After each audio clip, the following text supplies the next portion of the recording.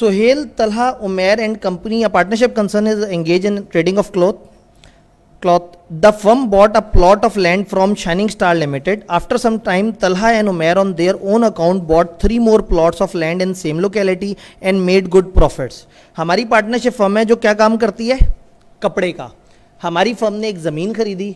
कुछ अरसे बाद जो है वो हमारे 2 पार्टनर्स थे तलहा और उमैर, उनने अपने खर्चे से खुद से उसी इलाके में ज़मीन खरीदी और उनको बहुत फ़ायदा हो गया. सोहेल को जब पता लगा कि ये तो इनको बड़ा ज़्यादा फ़ायदा हो गया है तो उसने कहा कि जी मुझे मेरा हिस्सा चाहिए, क्योंकि सर ने क्लास में कहा था कि सीक्रेट प्रॉफिट अगर कोई बनाएगा तो वो हिस्सा देगा बाकी पार्टनर्स को.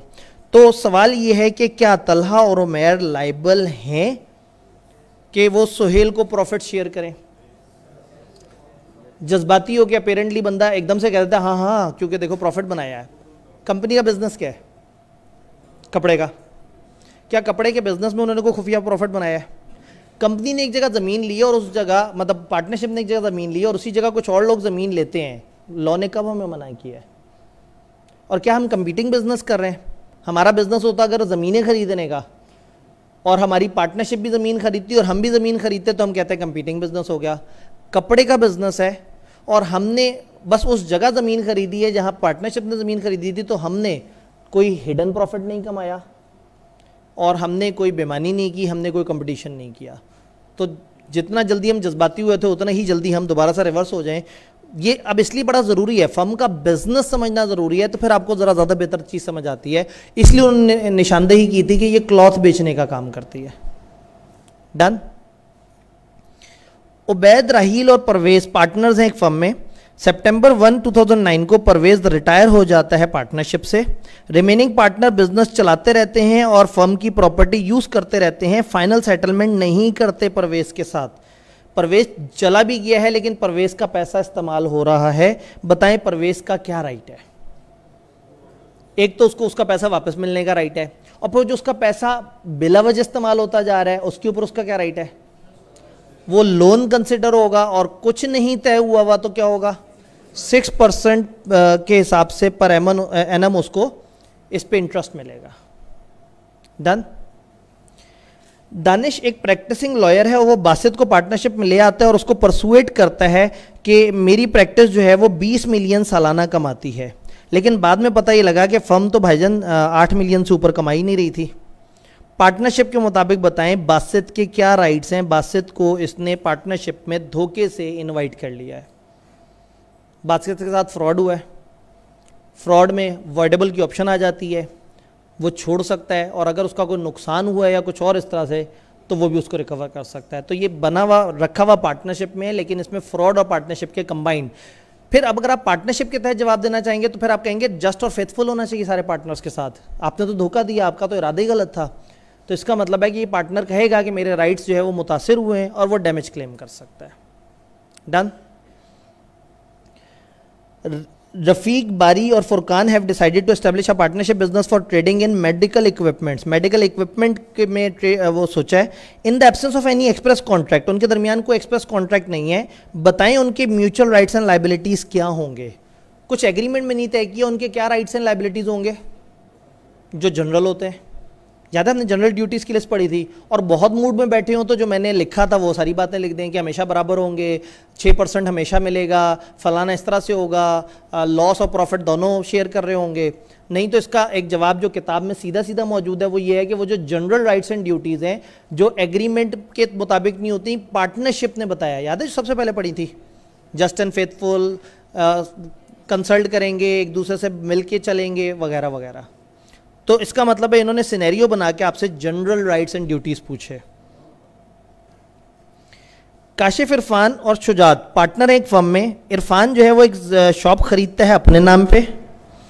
ही issued a cheque from the partnership account, partnership के अकाउंट से चेक देता है और डेबिट कर देता है अपना अकाउंट उस परचेज प्राइस से. उसने एक ज़मीन खरीदी, उसके पास पैसा पार्टनरशिप का पड़ा हुआ था, उसने पैसा वहाँ इस्तेमाल कर दिया और अकाउंट्स में अपने आप को डेबिट कर दिया कि हाँ भाई मेरे से ये पैसा रिसीवेबल है, पैसा पार्टनरशिप से मैंने ले लिया है और ये मैंने पैसा वापस करना है. डेबिट कर दिया यानी कि अपना रिसीवेबल बुक कर दिया पार्टनरशिप के बिजनेस में. ही रेंटेड आउट द शॉप, फिर उसने शॉप रेंट पे दे दी और उसके जो क्रेडिट है उससे जो पैसे आए वो अपने कैपिटल अकाउंट में फेंक दिए.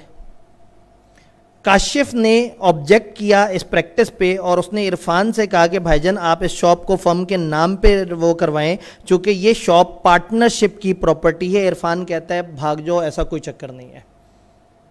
अब मुद्दा ये है कि क्या ये पार्टनरशिप की प्रॉपर्टी है? पार्टनरशिप की प्रॉपर्टी वो होती है जो पार्टनरशिप को विरासत में मिली हो जब वो बनती है, क्या ये वो है?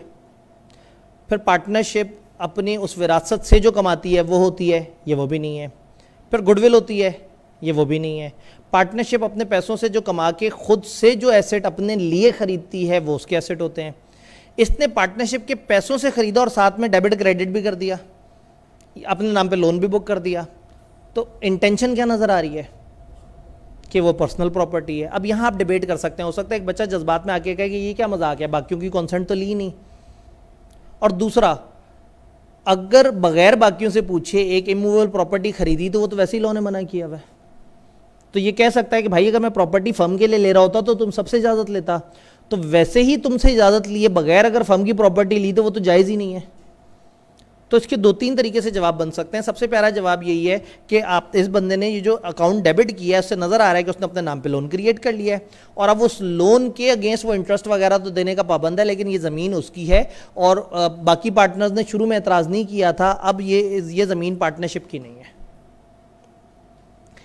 A and B are partners in a barbecue business. They decided to sell their business along with its goodwill to Lahori मज़ा। वाह जी वाह, लाहौरी मज़ा को उन्होंने अपना बारबेक्यू का बिजनेस बेचने का सोचा गुडविल समेत।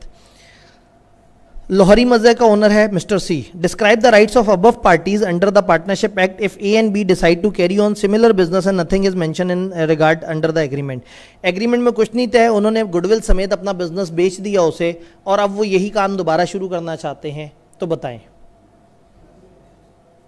उसने गुडविल समेत खरीदा है तो एक बात यह है कि वो एग्रीमेंट में उन्हें मना कर देता, उसने मना नहीं किया।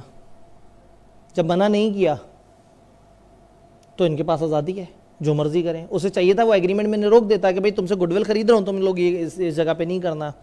हो सकता है आप में से कोई आंसर करे कि दिस इज इम्प्लाइड कि अगर गुडविल समेत खरीदा जाए तो ऑटोमेटिकली एक रिस्ट्रिक्शन होती है।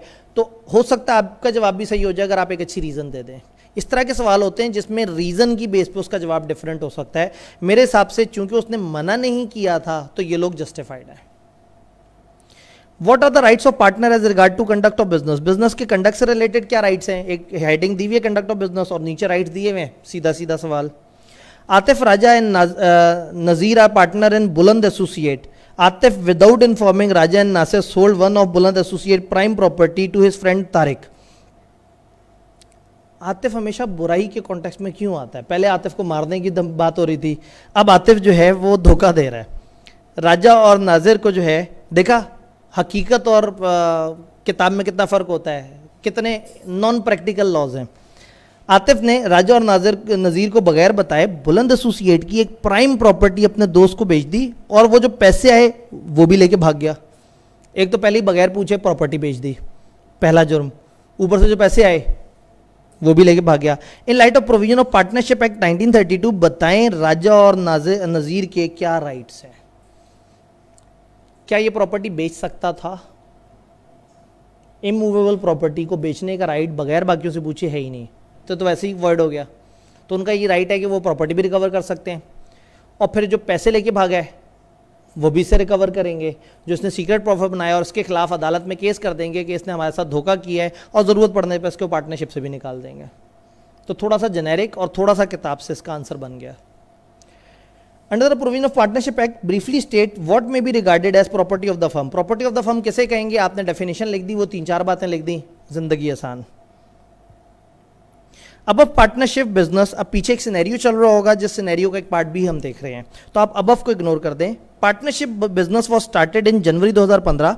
मार्च 2015 में बहराम ने एक ओवरड्राफ्ट रिसीव किया पार्टनरशिप के बैंक से। पार्टनरशिप के बैंक से 1 लाख रुपए का उधार ले लिया।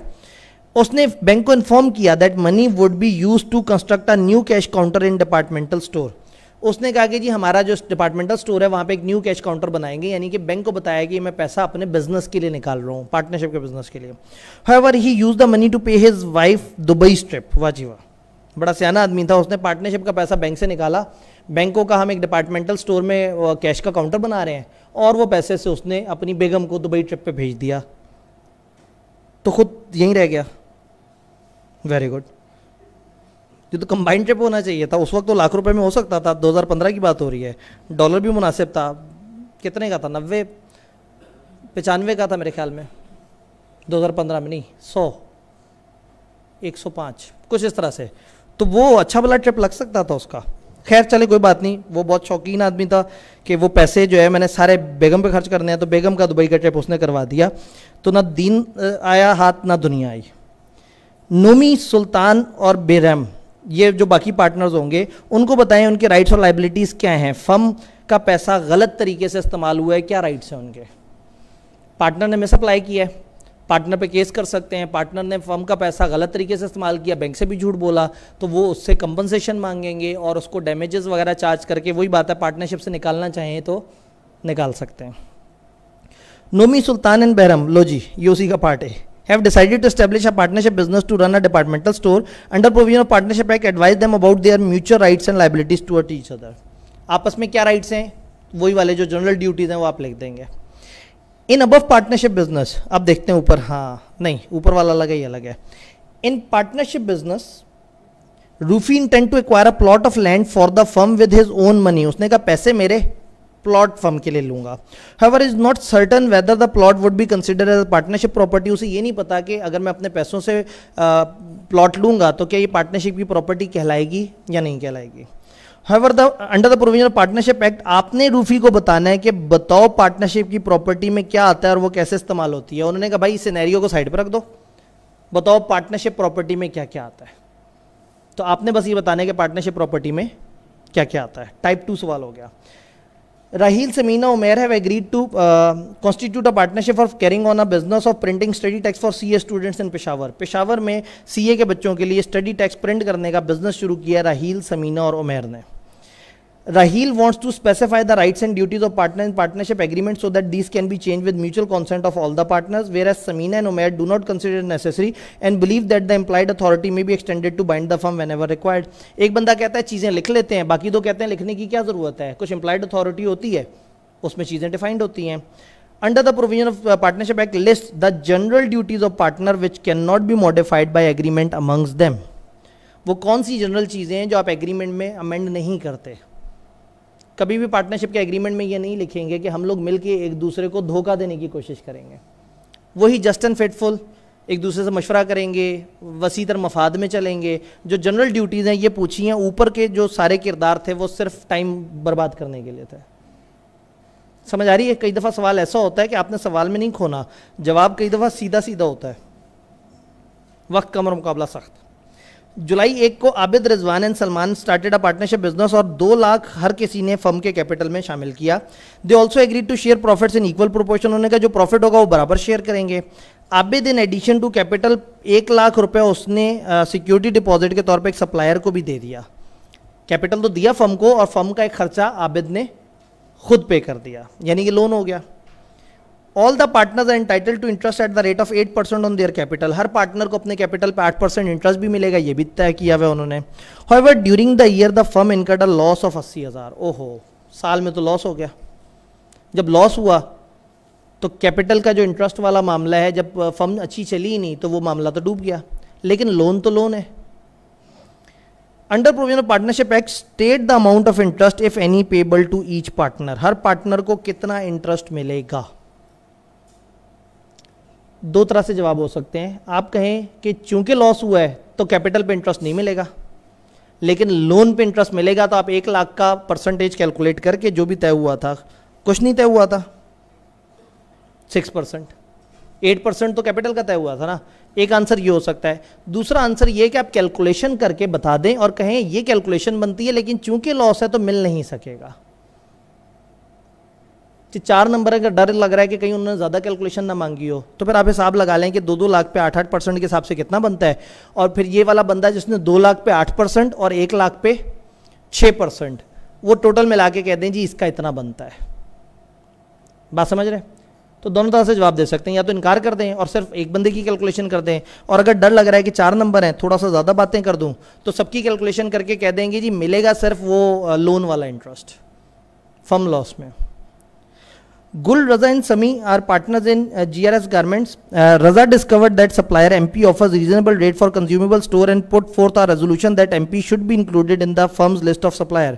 एक बंदा उसको अच्छा लगा कि बड़े अच्छे रेट पे चीज़ें सप्लाई करता है, उसने कहा जी उसको एक काम करते हैं, हम अपनी फर्म की सप्लायर लिस्ट में डाल देते हैं. MP is owned by Gul and managed by his brother, but Gul does not disclose this fact. MP का ओनर कौन है? गुल. और चलाता कौन है उस बिजनेस को? उसका भाई. तो रज़ा ने कहा कि एमपी बड़ा अच्छा सप्लायर है और गुल उस बिजनेस का मालिक था, लेकिन ये खामोश रहा और इसने किसी को नहीं बताया कि इसका मालिक मैं हूं. When Raza and Sami become aware of the fact, they ask Gul to share with them the profit earned by MP on transaction with GRS. GRS के साथ जो ट्रांजैक्शन हुई है उसमें अगर आपको कोई प्रॉफिट हुआ है तो वो आप हमें दें. अब सवाल ये है कि क्या वो प्रॉफिट दे या ना दे. उसने बताया नहीं, वो फेथफुल नहीं रहा, उसने सीक्रेट प्रॉफिट कमाया. अगर इन्हें पता लग गया तो ये सीक्रेट प्रॉफिट उसे देना पड़ेगा. बिजनेस भी सेम तरह का है, सप्लायर है तो उसी इंडस्ट्री में मौजूद है, तो इसका मतलब है कि उसे चाहिए था वो बता देता, बता के सारा बिजनेस प्रॉफिट ले लेता, कोई मसला नहीं था. उसने नहीं बताया, ये मामला ज़रा अच्छा नहीं लगा. और बिजनेस सेगमेंट भी तकरीबन सेम है. बदर यासीन ने एक डिस्ट्रीब्यूशन एजेंसी बनाई है लो कॉस्ट मेडिसिन सप्लाई करने के लिए हॉस्पिटल को. यासीन ने वर्बल एग्रीमेंट के थ्रू कह दिया है कि जी मेरे आबा अजदाद की जो ज़मीन है वो फ़िलहाल बिजनेस के लिए इस्तेमाल की जा सकती है. बदर ने एक डिलीवरी वैन परचेज की अपने नाम से पार्टनरशिप के पैसों से. बदर ये चाहता है कि अमाउंट पार्टनरशिप को दे दे और उसने एक रिसीवेबल भी क्रिएट कर दिया है, यानी वो खुद वैन लेना चाहता था, उसने पैसे वहाँ से पे किए और अपना रिसीवेबल वहाँ पे रिकॉर्ड कर दिया. बताएं अबव एसेट जो है वो पार्टनरशिप की प्रॉपर्टी हैं या नहीं. एक बंदा जो कहता है मेरी ज़मीन इस्तेमाल कर ले बिजनेस, उसने इस्तेमाल करने का कहा है, कहीं एक्सप्रेसली ये नहीं कहा कि इस ज़मीन को मैं पार्टनरशिप की प्रॉपर्टी के तौर पे ऐड कर रहा हूँ. तो जस्ट इस्तेमाल करने का राइट है, दोस्ती यारी में उसने कह दिया. अगर वो एक्सप्रेसली कहता कि ये मेरी ज़मीन आज से हो गई पार्टनरशिप की, तो फिर ये उसका शेयर बनता कि उसकी तरफ से ये ज़मीन आई. अच्छा, वैन का क्या होगा? वैन खरीदी है पार्टनरशिप के पैसों से. क्या पार्टनरशिप के पैसों से हर खरीदी हुई चीज़ उसकी होती है? नहीं. इंटेंशन इंपॉर्टेंट है. और इंटेंशन क्या नज़र आ रही है? उसने अपने नाम पे रिसीवेबल बुक कर दिया और दूसरे ने उस वक्त एतराज़ भी नहीं किया. तो ये वैन भी आपकी प्रॉपर्टी नहीं है पार्टनरशिप की, और ये ज़मीन भी नहीं है. ज़मीन को प्रॉपर्टी बनाने के लिए एक्सप्रेसली कहना चाहिए था. वैन को प्रॉपर्टी बनाने के लिए वो बंदा पार्टनरशिप के पैसों से खरीदता और कोई रिसीवेबल बुक ना करता, तो फिर हम कहते हैं कि पार्टनरशिप के पैसों से जो चीज़ खरीदी गई वो खुद ब खुद पार्टनरशिप की मानी जाएगी, अनलेस कॉन्ट्ररी इंटेंशन अपीयर्स. बात समझ रहे? अवाम के चेहरे पे मायूसी और बेजारियाँ. ब्रेक दूर होती जा रही है, जल्दी से ब्रेक की तरफ चलते हैं. कम अज़ कम मुझे खुशी तो हो कि ये चैप्टर आपने देखा. बाद में आप खामखा इन सिनेरियोस पे उलझ रहे हो तो आप इस वीडियो को निकाल के बार बार प्ले करके थोड़ा सा ईजी हो सके. ये सवाल आपको थोड़ा सा नज़र नहीं आ रहा है, एंड वाली बात मैं आपको पढ़ के बता दूंगा. तकी साकिब एंड अबरार पार्टनर है ट्रेडिंग फर्म में. एक एग्रीमेंट से उन्होंने डिसाइड किया है कि no partner shall have authority to buy or sell goods beyond the limit of 20,000. आपस में तय किया है कि हम में से कोई भी 20,000 से ऊपर की चीज़ नहीं बेचेगा, उसको अकेले को अथॉरिटी नहीं है. Without consent of other partner. Ignorant of this restriction, इस रिस्ट्रिक्शन का नहीं पता था वाजिद, कोई और बंदा था जिसने गुड्स 45,000 के बेच दिए साकिब को और उसने बाकी पार्टनर से नहीं पूछा. बताएं क्या फर्म और उसके पार्टनर्स लाइबल हैं वाजिद को? वाजिद को नहीं पता कि इनका तय हुआ है कि 20,000 से ऊपर ये मिल के डिसाइड किया करेंगे. उसने 45,000 की चीज़ डील कर ली और एक पार्टनर ने वो डील कर भी ली और बताया भी नहीं किसी और को. तो गलती किसने की है? पार्टनर ने. फर्म ने गलती की है? नहीं. लेकिन वाजिद ने गलती की है. वाजिद कौन है? वो थर्ड पर्सन. अगर उसे पता होता तो उसने गलती की है, उसे भी नहीं पता था. वो फर्म से कहता है मुझे मेरे पैसे दे दो, फर्म पाबंद है उसको पैसे देने के लिए. लेकिन पैसे देने के बाद क्या होगा? वो पलट के उसको पूछेंगे कि तुमने क्यों रूल तोड़ा. वाजिद को तो नहीं पता था, वो तो बाहर का बंदा था. जब कसूर ही घर के बंदे में हो तो बाहर वाले को क्यों वो किया जाए. तो वाजिद को वो वाजिद नहीं, साकिब को पकड़ के कहेंगे कि भाईजान अब नुकसान आपने रिकवर करके देना है. डन. अरे छोटे छोटे सवाल नजर आए. State the mandatory duties of partner which can not be modified by agreement amongst them. वही बेसिक ड्यूटीज, कभी 3 नंबर, कभी 5 नंबर, कभी 6 नंबर, मर्जी है उनकी. What are the general duties of partner which can not be alter by agreement among themselves. देखा, साल बाद वही सवाल दोबारा से पूछ लिया और बच्चे एक दूसरे को कह रहे होंगे ये सवाल आ चुका है, 5 साल तक नहीं आएगा. साल बाद उन्होंने वही सवाल उसी अल्फाज के साथ दोबारा से पूछ डाला। ताहिरा, फरहाना और सादिया पार्टनर हैं ब्राइडल बुटीक में जो कि लोकल मार्केट में है, एक बिज़नेस कर रहे हैं। ये दुल्हन के जो कपड़े हैं उसको बेचने का बिज़नेस कर रहे हैं। Sadia also own a jewellery shop in same market, उसी मार्केट में सादिया की अपनी एक जेवरात की दुकान भी है। और वहाँ क्या बेचते हैं वो? दुल्हन के कपड़े। Shop is manage by her brother, वो शॉप उसके भाई वसी चलाता है। ताहिरा और फरहाना को नहीं पता कि सादिया ज्वेलरी शॉप में मालिक है। Most of the client from bridal boutique buy jewellery set from Sadia shop, अक्सर लोग जो जोड़े यहाँ से खरीदते हैं वो जेवर वहाँ से खरीदते हैं। सादिया ने बड़ा तूफानी प्रॉफिट कमाया 10 मिलियन का ज्वेलरी के बिजनेस से, और इन लोगों को बाद में पता लगा उसके इंटरेस्ट का, तो ताहिरा और फरहाना जो है वो जेलस हो गई। उन्होंने कहा जी हम दुल्हन के कपड़े बेच के इतना नहीं कमा सके और ये ज्वेलरी से कमा गई, और ऊपर से हमारे ही कस्टमर वहाँ जाके ज्वेलरी खरीदते रह गए। तो मामला बड़ा नाजुक है। ताहिरा और फरहाना आपके पास आई हैं, आपसे पूछ रही हैं कि बताओ अब हम क्या करें अपनी इस पार्टनर के साथ। कुछ नहीं। क्या वो कंपीटिंग बिजनेस कर रही है? वो जोड़ों का बिजनेस नहीं कर रही, वो तो ज्वेलरी का कर रही है। तो ऐसे में, और ये बड़ी कॉमन सी बात है, कस्टमर की मर्जी, वो एक चीज़ यहाँ से खरीदे, दूसरी वहाँ से खरीदे, तीसरी वहाँ से खरीदे। या तो हम कहें कि उसने इधर डिस्काउंट दिलवा दिया कपड़ों पे कि मेरे से ज्वेलरी खरीदो, फिर तो वो प्रॉफिट इसको मिलना चाहिए बाकी पार्टनर्स को। तो इसने कोई ऐसी हरकत नहीं की जिससे इसके खिलाफ बात हो, तो आप कहेंगे जी सॉरी आप लोग जो है वो, अगर आपको बहुत बुरा लगा है आप एक काम करें, आप लोग अपना ज्वेलरी का बिजनेस भी साथ शुरू कर लें, उस कपड़ों की दुकान के साथ एक छोटा सा ज्वेलरी का सेटअप आप भी डाल लें, ताकि आइंदा ये सादिया इतना प्रॉफिट ना कमा सके। आज तो सादिया बच गई, सादिया बच गई। ज़हीर ने रिसेंटली ग्रेजुएट किया है इंडस्ट्री ऑफ टेक्सटाइल डिज़ाइनिंग से। He has been approached by Zara with an offer to start a designer boutique in partnership under the name and style of Zareer bridals. वाह, एक ज़हीर है और एक ज़ारा है, तो ज़ारा का ZAR पकड़ा और ज़हीर का EER पकड़ा, तो उन्होंने कहा जी ज़रीर ब्राइडल्स के नाम से जो है वो अच्छा नाम है, बुटीक शुरू करते हैं। ज़ारा ने प्रपोज किया कि एक शॉप खरीदते हैं कराची में और उसके ऑपरेशंस को मैनेज करते हैं, यानी कि उसने कहा मैं शॉप खरीद लेती हूँ कराची में और मैं उसको मैनेज करती हूँ, जबकि ज़हीर भाई आपने क्या करना है, आपने ड्रेसेस को डिज़ाइन करना है। गड्डी मैं ले आंदी हैं तो पेट्रोल तो मतलब वो दुकान में डाल देती हूँ और आप उसके अंदर जो है वो अपने डिज़ाइनर किए, अपने डिज़ाइन किए हुए कपड़े रखवा दें। Zara want to sign a formal partnership contract. अब ज़ारा को समझ आ गया कि हमें एक फॉर्मल पार्टनरशिप कॉन्ट्रैक्ट करना चाहिए।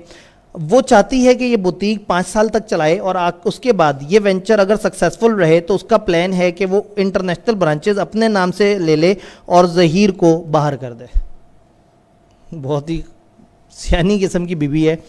तो वो उसने कहा कि शॉप मैं वो करती हूँ, तुम सिर्फ डिज़ाइनिंग का काम करो, शॉप मैं चलाती रहूँगी और अगर चल गया तो सब मेरा। तो उसने 5 साल का प्लान बनाया है कि 5 साल बाद मैं ये घिनौनी हरकत कर लूँगी। Under the provision of partnership act discuss which type of partnership suitable for Zara. अगर ज़ारा ऐसी हरकतें सोच रही है तो कौन सी पार्टनरशिप बेहतर है। 5 साल का प्लान कर रही है कि 5 साल के बाद हम अपना मामला ख़त्म कर दें और फिर मैं अपना काम शुरू कर दूँ। तो स्पेसिफिक या पर्टिकुलर पार्टनरशिप वो कर दे 5 साल के लिए और 5 साल बाद उसको लेके साइड पे हो जाए। Discuss the statutory right and duties of both Zara and Zaheer which can be restricted or extended in Zara's favour by way of partnership contract. वो कौन से राइट्स और ड्यूटीज हैं जिसको प्लस माइनस करके हम ज़ारा की फेवर में मामले को बढ़ा सकते हैं। ये नाजुक सवाल है। क्या ऐसा करें कि ज़ारा जो है वो अपने मज़मूम मकासद में आहिस्ता आहिस्ता कामयाब हो जाए। जी, क्वालिफाइड एग्रीमेंट में हम क्या कहते हैं, क्वालिफाइड ड्यूटीज़ आप चेंज कर सकते हैं। तो वो चेंज कर सकते हैं। पहले तो ये लिखा जाए कि सिर्फ ज़ारा मैनेज करेगी शॉप को, फिर ये लिखा जाए कि अगर ज़ारा अपना कोई बिजनेस बाद में शुरू करना चाहती है तो भी ओके है। पार्टनरशिप ख़त्म होने के बाद भी ज़ारा जो मर्जी करे, ज़हीर जो मर्जी करे, किसी को किसी पे एतराज़ नहीं होगा।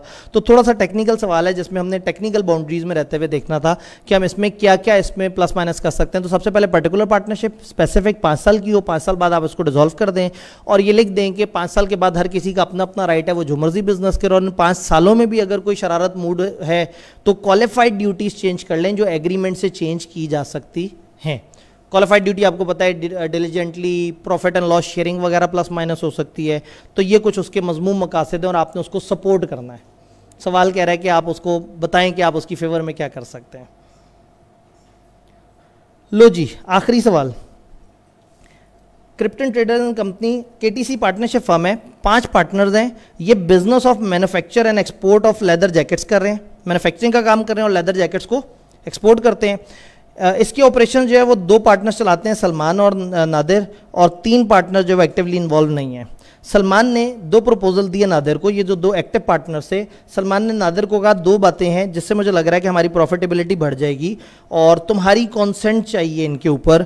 सबसे पहले तो हम रिड्यूस कर दें material cost by using low quality leather in production. हम लेदर के गारमेंट्स, लेदर के जैकेट्स में डील कर रहे हैं, तो एक काम करें, सस्ती क्वालिटी का मटेरियल लें, इससे हमारा प्रॉफिट बढ़ जाएगा लेदर के बिजनेस में। दूसरा, प्रोडक्शन को डिसकंटिन्यू कर दें और अपना कैपिटल रियल स्टेट में लगा दें। 2 मशवरे हैं, एक सेम बिजनेस में मशवरा है और एक बिल्कुल ही different. Nadir found none of the proposal in केटी से इंटरेस्ट। नादिर को लगा कि इनमें से कोई भी चीज़ हमारे इंटरेस्ट में नहीं है और उसने कह दिया सॉरी भाईजान, आपकी मुझे बात अच्छी नहीं लगी। सलमान जो है उसने फिर क्या किया, ये proposal most senior partner Akmal के सामने रखा और उससे कहा आप बताएं, वो तो नहीं मान रहा। अब आपने बताना है कि अगर अकमल सिर्फ प्रपोजल 1 मान जाए तो क्या होगा, या अगर अकमल सिर्फ प्रपोजल नंबर 2 मान जाए तो क्या होगा। पार्टनरशिप में पार्टनर कितने हैं? 5। सामने सामने नज़र कितने आ रहे हैं? 2। और तीसरा अचानक से बीच में आ गया। अब उसने एक डिसीजन लेना है कि हम अपना ये बिजनेस में ये छोटी सी चेंज करें, यानी हम कॉस्ट लो कर दें। ये एक छोटा चेंज है। अगर ये छोटा चेंज है तो मेजॉरिटी ऑफ द पार्टनर्स की अप्रूवल से हो जाना चाहिए। 5 में से मेजॉरिटी कितनी होती है? 3। अकमल नहीं मान रहा तो बकाया 2 को मना ले। 3 आउट ऑफ 5 लोग अगर मान गए तो ये डिसीजन ओके हो सकता है, क्योंकि सिंपल रूल ये होता है कि पार्टनरशिप में जो फैसले होते हैं वो मेजॉरिटी से होते हैं, लेकिन कुछ फैसले ऐसे होते हैं जो सबकी रजामंदी से होने चाहिए। अब दूसरा फैसला क्या है? कंपनी का बिजनेस बंद करते हैं फर्म का और एक नया बिजनेस शुरू कर देते हैं। ये फैसला क्या इतना सिंपल है कि बस मेजॉरिटी ओके कर दे तो चल जाएगा? सारे पार्टनर्स को 5 आउट ऑफ 5 पार्टनर्स ओके करेंगे तो फिर आप अपना जो पार्टनरशिप का जो वो मेन सिस्टम है उसको चेंज करेंगे। तो यहाँ ये बताने की ज़रूरत है कि जो पहला चेंज है वो लाइट सा चेंज है, वो मेजॉरिटी के अप्रूवल से हो सकता है, लेकिन ये दूसरा चेंज है वो इतना बड़ा चेंज है कि ये बगैर मेजॉरिटी के अप्रूवल के नहीं हो सकता। इसके ऊपर प्रॉपर तरीके से देखना पड़ेगा, सोचना पड़ेगा और फिर ये वाला काम होगा और ये सबकी रजामंदी से होगा। तो ये सवाल उन्होंने थोड़ा सा आउट ऑफ कॉन्टेक्स्ट बनाया। हमारी किताब में एक्सप्रेसली ये वाली बातें कि 100% ऑफ द पार्टनर्स की अप्रूवल कहाँ चाहिए और मेजॉरिटी की कहाँ चाहिए, ये एक्सप्रेसली नहीं दिया हुआ। यहाँ पे आपको अपनी कॉमन सेंस इस्तेमाल करके थोड़ा सा आंसर करना था कि अगर तो आप बिल्कुल ही पार्टनरशिप को टोटली बदल रहे हैं तो ये इतना बड़ा फैसला है कि सारे पार्टनर्स की जब तक रजामंदी ना हो ये नहीं होगा। और अगर आप एक छोटी चेंज कर रहे हैं तो सिंपल मेजॉरिटी का मतलब होता है जितने हैं उनमें से आधे से ज़्यादा। तो 5 में आधा होता है 2.5, तो 2.5 तो कुछ भी नहीं होगा 5 बंदों में, तो 3 या 3 से ज़्यादा ओके कर देंगे तो फैसला हो जाएगा, अदरवाइज फैसला नहीं होगा।